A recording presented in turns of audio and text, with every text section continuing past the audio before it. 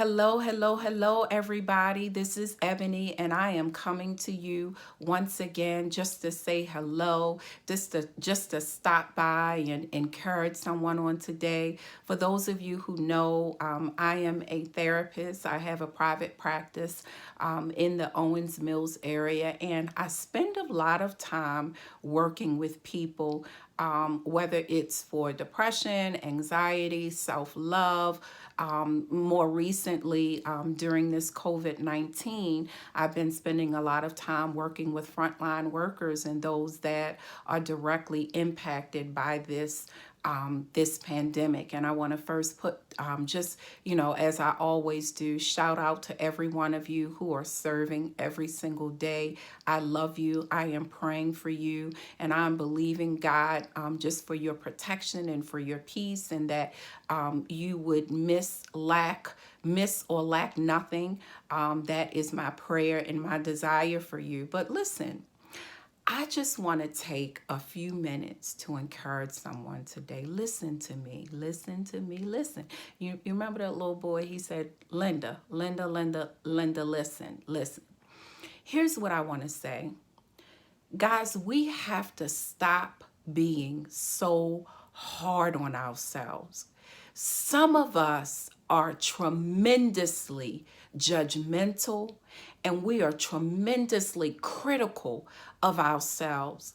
We do not allow ourselves to grow, and we don't have the patience with ourselves enough to experience joy and to experience happiness, even in the moment that we're in now. I work with a lot of overachievers. I work with people who are aspiring to be successful. I work with many that are successful. And one common thing that I find with leaders and those that are successful is that they oftentimes are their biggest critic. And I think this is a great thing in some aspect because it allows people to continue to strive for excellence. But I think the downfall to this is that it really robs us of our ability to be happy and experience a true sense of joy. Can you think of that time when you've just experienced something really great, but you didn't allow yourself to enjoy that moment because you were thinking about, well, I could have done it this way, or I should have did this, or last year I did this, or maybe if this wouldn't have happened, I would have done that. Guys, we have to learn how to stop being hard on ourselves. You know, when we are in relationships, sometimes we are more gentle and more patient with other people than we are to ourselves. And I think that this causes depression. It really causes us to live in a state of fear.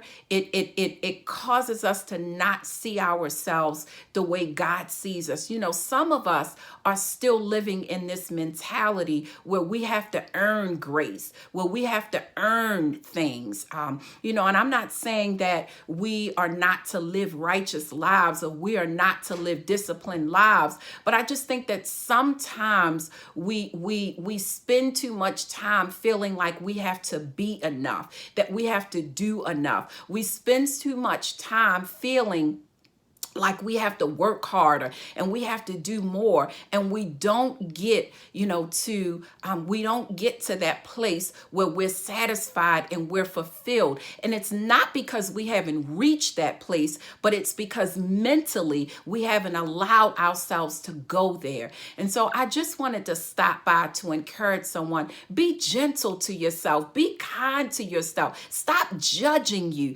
Sometimes we have negative thoughts, sometimes we have thoughts that may not be popular, if spoken out loud. But guess what? They are our thoughts, and we have the right to our thoughts. Now, it's important for us to process them and to put them in its perspective and to line them up with the word of God if we are believers. But what we should not continue to do is judge ourselves and condemn ourselves for very natural thought patterns and feelings that we have. Now, this doesn't mean that we shouldn't change our thinking so that we change our lives. But what it means is that you have to get to a place where you are patient with yourself. See that you are growing. Believe that you are growing. Have hope that the person you aspire to be, you will be. Stop blaming yourself for things that you've done in the past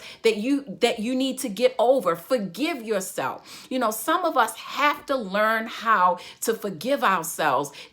What I'm talking about now are classic self-care techniques that we have to do, but so many of us don't recognize the danger that we place ourselves in when we are not being gentle and kind and forgiving and patient with ourselves. So again, this is Ebony. I'm just coming again just to encourage somebody. Take a load off of you, please.